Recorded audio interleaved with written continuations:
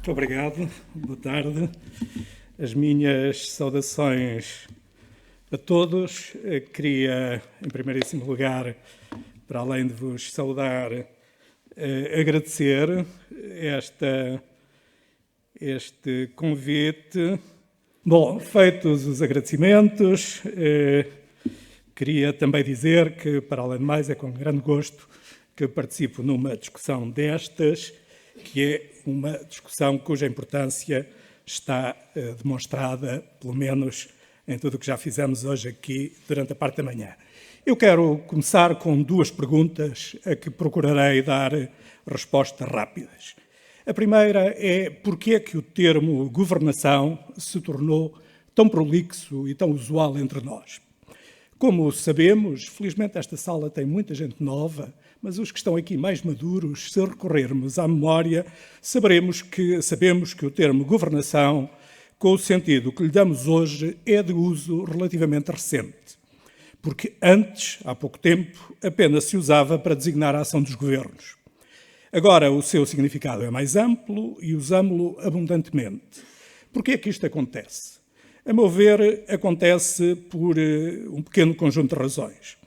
Em primeiro lugar, porque compreendemos que a evolução democrática das sociedades trouxe consigo a densificação não apenas das estruturas sociais e políticas, mas também, como é sabido, das relações económicas.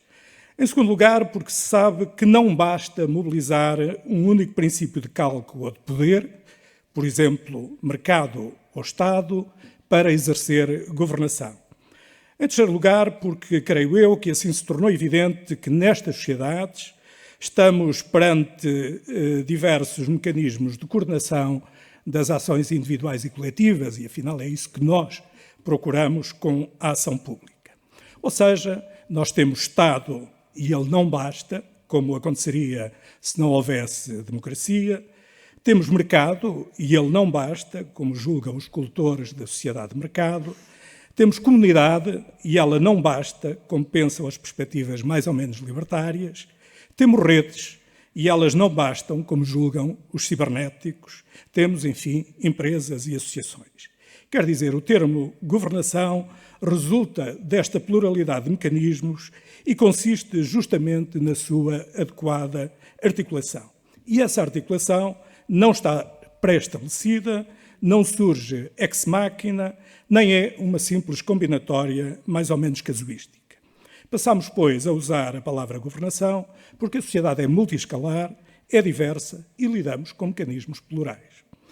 A segunda pergunta é sobre o significado concreto que queremos dar ao termo instituições, que também aqui estamos a usar, e que também passou, de certa forma subitamente, a povoar muitos discursos como se fôssemos todos institucionalistas. E esta frase já foi dita por alguém. Não querendo tornar a discussão demasiado abstrata, digo apenas que me parece que há dois modos de entender as instituições. Um admite que elas são um dado porque brotam espontaneamente das relações em sociedade, estão antes dos indivíduos e das suas ações e representam situações estabilizadas que convém salvaguardar. De acordo com uma definição famosa, elas são a regra do jogo, as regras do jogo não são o jogo. Outra perspectiva, que devo dizer é aquela que aqui quero defender, é que as instituições se constroem, partem da heterogeneidade dos interesses presentes na sociedade, resultam de compromissos e, provavelmente, são consolidações institucionais transitórias, não sendo necessariamente também combinatórias fáceis ou planas, digamos assim. São hierarquias institucionais, são complementaridades, resultantes da prevalência de um princípio ou de outro, seja ele qual for. Eu pessoalmente gosto de dizer, deixem-me repetir aqui, que instituições são consolidações coletivas de formas de compreender, de agir e de organizar as interações em sociedade. E com isto eu acho que elas são instâncias muito produtivas. Por isso, assumo que quando falamos nesta conferência de democracia, instituições, competência da administração pública e diálogo entre o governo e a sociedade, em suma, quando falamos de governação pública democrática, estamos essencialmente a falar de construção institucional, com tudo o que ela implica e que referi há pouco. E isso não é pouco, isso é, a meu ver, muito importante. E estaremos a fazer essa construção a partir de princípios que devem ser também precisos, como eu creio que são, e que têm aqui sido lembrados. Esses princípios são a organização e a capacitação da própria administração pública e o diálogo com a sociedade. Estamos, afinal, a falar de planeamento. E este é o terceiro termo que quero aqui usar, a seguir a governação e a instituições, como já fiz. Planeamento, porque se identificam processos para reorganizar o Estado e a administração. Planeamento, porque se identificam finalidades para as quais as relações do Estado com a sociedade são essenciais. Isto leva-me agora a uma reflexão que não é sobre a estrutura do Estado e da sociedade, é antes sobre as relações entre ambos. O ambiente que há pouco caracterizei, quando disse que as sociedades modernas são diversas e os princípios que coordenam os agentes sociais e económicos também, quando disse isto, não estou, evidentemente, a falar de um ambiente pacato, porque a pluralidade é grande, o Estado nunca foi tão desafiado, nunca esteve tão rodeado de tensões e nunca foi tão tentador cooptá-lo a favor de interesses particulares, pondo em risco o interesse geral. É isso que resulta das sociedades democráticas serem, evidentemente, plurais e terem entre si, a estabelecê-las, linhas de tensão que são sempre importantes e que não devemos recusar. No caso de Portugal, eu creio que não é exagerado dizermos que há uma hiperatividade de atores que rodeiam o Estado. As condições de que essa relação entre Estado e sociedade se estabeleça com atores coletivos autónomos, nem dependentes do Estado, nem idealizadores de mundos inexistentes, essa condição é difícil de se considerar preenchida, sobretudo numa sociedade como a nossa, que é europeia, mas que é também periférica. E, por sua vez, a própria condição de que o Estado e a administração tenham uma elevada capacidade de estruturação das suas propostas também não é, sabemos-lo igualmente, fácil de garantir. Sobretudo à medida que o Estado tem tarefas enormes no domínio da provisão pública direta, saúde, educação, segurança social, para além, evidentemente, da complexificação sabida das funções tradicionais.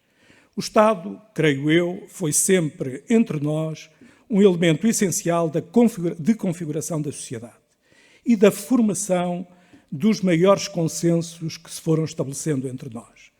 Podemos chamar a tais consensos consolidações institucionais e lembremos-nos das instituições da democracia e do consenso que a rodeia, ou de vários outros momentos, por exemplo, os momentos capitais da integração europeia. Pensemos nós o que pensarmos sobre isso. Quando assim é, creio que também podemos compreender uma outra coisa. As instituições têm uma importante dimensão material. Não são apenas regras, normas, princípios, embora evidentemente também o sejam. São formas de estruturar e organizar a sociedade e a economia. São processos que alteram e que desejavelmente melhoram a vida cotidiana das pessoas e o seu lugar na vida coletiva. Ora bem, a construção institucional que se deseja inscreve-se nos canais de articulação Estado-sociedade que formos capazes de ir estabelecendo e que formos capazes de reforçar, tendo em vista finalidades que só podemos identificar bem num quadro de planeamento, creio eu.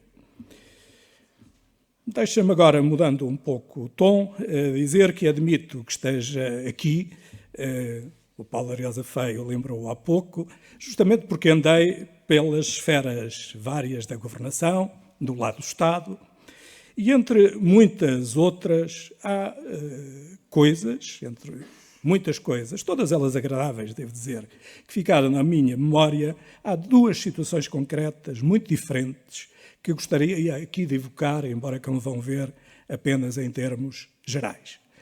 Na primeira, estávamos, tenho-a presente na minha mente, perante uma situação em que havia uma razoável capacidade de administração, formada por uma longa acumulação de saberes e competências.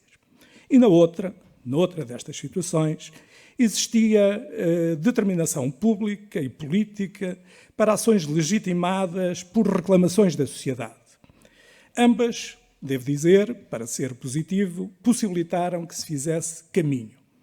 Mas o próprio caminho revelou quão exigentes são as condições que possibilitam chegar a patamares mais elevados de realização das formas de governação que queremos atingir. E revelou também quão diversos são os problemas e os obstáculos que ladeiam o caminho. Num caso, no primeiro, o problema foi a escassa densidade de atores e o baixo nível de institucionalização das ações que era suposto eles realizarem para viabilizarem a ação pública e o papel da administração. E foi também a própria natureza interna do Estado que pode ter impedido justamente uma coisa que também é muito importante, que é a demonstração ex ante da bondade de certas políticas que a seguir queremos desenvolver. Isto é, pode ter sido o próprio Estado que insularizou, fragilizando-as, as capacidades públicas positivas que estou a considerar que existiam.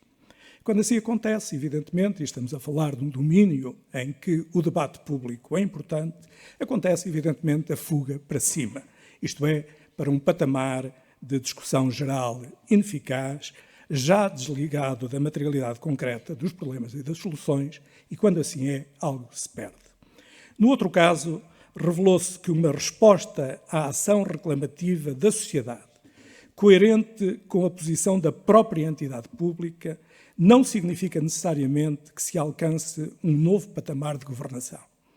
Pode acontecer que o próprio Estado não tenha ainda densificado tudo o que isso exige ou simplesmente ainda esteja a concorrer consigo mesmo em diferentes esferas institucionais e políticas.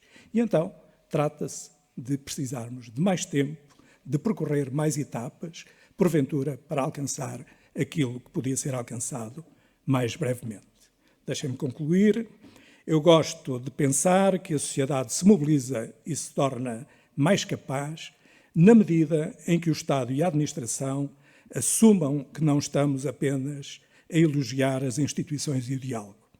Na medida em que haja um processo de construção institucional planeado e em que o Estado formule, ele próprio, o sentido da sua capacitação, da sua organização, estabelecendo caminhos que a sociedade seja capaz de percorrer.